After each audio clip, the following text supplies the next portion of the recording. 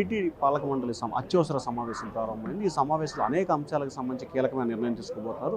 ప్రస్తుతం ఆనంద సాయి గారు మనతో ఉన్నారు. సార్ చెప్పండి, అత్యవసర సమావేశం ఎందుకు ప్రారంభమైంది, ఏ అంశాలు ఎజెండాలు ఉండబోతుంది?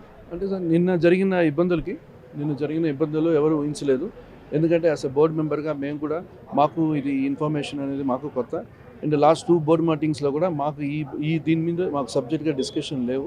సో వాళ్ళకున్న ఎక్స్పీరియన్సెస్కి దాని ముందు ప్రీవియస్ గవర్నమెంట్ ఉన్న ఆ జర్నీలో వెళ్ళినట్టున్నారు. అండ్ ఈసారి కొంచెం ఈ మీటింగ్లో కొంచెం సీరియస్గా అందరూ డిస్కస్ చేసి ఏ రకంగా ఇబ్బందులు లేకుండా ఫర్దర్గా వైకుండా ఇంకా వచ్చే రోజులు కూడా బాగా ప్లాన్ చేసుకోవాలి. అండ్ మా డిప్యూటీ సీఎం గారు పవన్ కళ్యాణ్ గారు నిన్న వచ్చి ప్రతి వాళ్ళని కలిసి ఆ ప్లేస్ని కూడా చూసి ఏం జరిగిందని కూడా చాలా డీటెయిల్గా చూశారు. చాలా బాధపడ్డారు. ఎందుకంటే మాకు ఆయన పర్సనల్గా నేను పక్కన ఉన్నాను కాబట్టి నన్ను అడిగారు, అసలు బోర్డు మెంబర్గా మీకు ఏమైనా ఇన్ఫర్మేషన్స్ ఉన్నాయా, ప్లాన్స్ ఉన్నాయా, ఏమైనా ఇచ్చారా అనేది. అది మాకు జరగలేదు. సో ఈసారి మాకు ఈఓజే గారితో మేము ఈ మీటింగ్లో కొంచెం బోర్డు మెంబర్స్ అని కూడా మాకు అన్నీ తెలియపరచాలనేది ప్రతిదీ కూడా.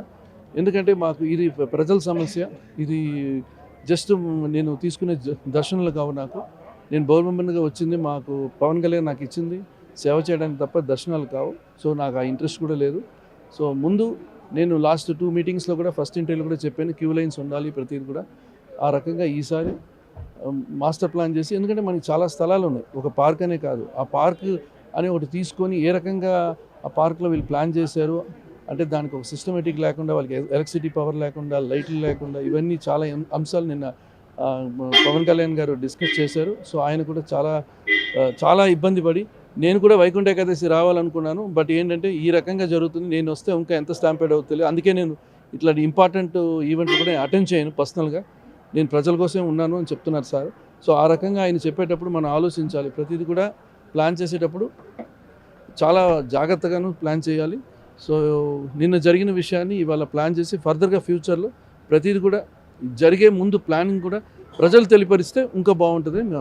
సార్ ఎందుకు అసలు ఆల్రెడీ మీ సమావేశం జరుగుతుంది, బోర్డు మీటింగ్, ఎందుకు బోర్డు మీటింగ్లో అంశాలు పెట్టట్లేదు? నిన్న చంద్రబాబు సమీక్షా సమావేశంలో కూడా ఈవో వర్సెస్ చైర్మన్ మధ్య చిన్న కోల్డ్ వార్ జరిగినట్టుంది. అంటే మాకు అంత ఇన్ఫర్మేషన్ అనేది యాజ్ అ బోర్డు మెంబర్స్గా చూడండి, మేము బోర్డు మెంబర్ అనేది ఒక టెక్నికల్ క్వాలిఫికేషన్ కాదు, వాళ్ళ ఎక్స్పీరియన్స్, వాళ్ళు ఇంట్రెస్ట్ అండ్ దేవుడికి సేవ చేయడానికి వస్తున్నారు. మాకున్న నాలెడ్జ్ ప్రకారం మాకు వాళ్ళు డీటెయిల్స్గా ఇస్తే డెఫినెట్గా మేము దాని ముందుకు వచ్చి మేము దాని మీద వర్క్ చేస్తాం. ప్రతి వాళ్ళకి ఇప్పుడు నేను ఎన్నో ఈవెంట్స్, ఎన్నో ప్రజారాజ్యం నుంచి, జనసేన నుంచి చాలా పార్టీస్ ఈవెంట్ పెద్ద లక్షలాది మందికి నేను ఫంక్షన్స్కి, ప్రోగ్రామ్కి అంతా డిజైన్ చేశాను. సో అంత క్రౌడ్ మేనేజ్మెంట్ డిజైన్ చేసేటప్పుడు ఇప్పుడు ఒక ఎలక్షన్ వస్తే ఎట్లా ప్లాన్ చేస్తారండి, ప్రతి చోట్ల ఎంతమంది ఉండాలో ఒక స్కూల్స్లో ప్లాన్ చేస్తారు. అట్లాగే మనకి వీళ్ళు కూడా ఆ రకంగా ప్లాన్ చేస్తుంటే కొంచెం ఈజీగా ఉండుంటుంది. బట్ కొత్త చేంజ్ ఓవర్ కాబట్టి డెఫినెట్గా ఇది ఫర్దర్గా ఏ ప్రాబ్లమ్స్ ఉండవు అనుకుంటున్నాను. సార్ నిన్న పవన్ కళ్యాణ్ గారు మాట్లాడుతూ టీటీడీ ప్రక్షాళన చేయాలంటారు. అసలు ఏ రకంగా ప్రక్షాళన జరగబోతోంది?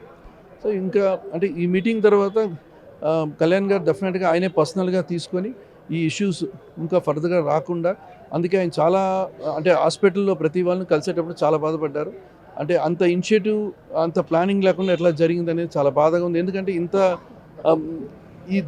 ఇక్కడ చేసిన తప్పు వల్ల ప్రతి పార్టీ కూడా ఒక బ్యాడ్ నేమే. సో దాన్ని తప్పకుండా మనం క్లియర్ చేసుకొని ముందుకెళ్ళాలి. అన్ని దాంట్లో తప్పులు జరుగుతాయి, బట్ ఈసారి చాలా జాగ్రత్తగా మీరు ప్లాన్ చేయండి అని. అండ్ ఫస్ట్ టైం నేను ఫ్రెండ్గా చూశాను, ఆయనలో చాలా ఇబ్బంది పడి, అంటే చాలా బాధపడ్డారు ఆయన. సో ఆయన చాలా బాధపడి అందుకే చాలా సీరియస్ అయ్యారు. ప్రతి వాళ్ళు కూడా డిపార్ట్మెంట్ కూడా, మీరు చాలా పోలీస్ డిపార్ట్మెంట్ మీరు చూస్తుంటారు ఆయన ఇచ్చిన స్పీచ్లో. సో వాళ్ళు జరిగే మీటింగ్ తర్వాత డెఫినెట్గా ఫర్దర్గా ఏ ప్రాబ్లం రాకుండా ఉంటుందనేది నేను ఊహిస్తున్నాను. ఇందాక పిఠాపురంలో మాట్లాడుతూ కూడా ఒక అంశం చేశారు సార్, నేను సీఎం గారు క్షమాపణ చెబితే పాలక మండలి ఎందుకు క్షమాపణ చెప్పను, ఈ అంశం ఈరోజు ఉండబోతుందా? ఇప్పుడు డెఫినెట్గా ఈ మీటింగ్ అయిన తర్వాత మనం ఎక్స్పెక్ట్ చేయొచ్చు అండి.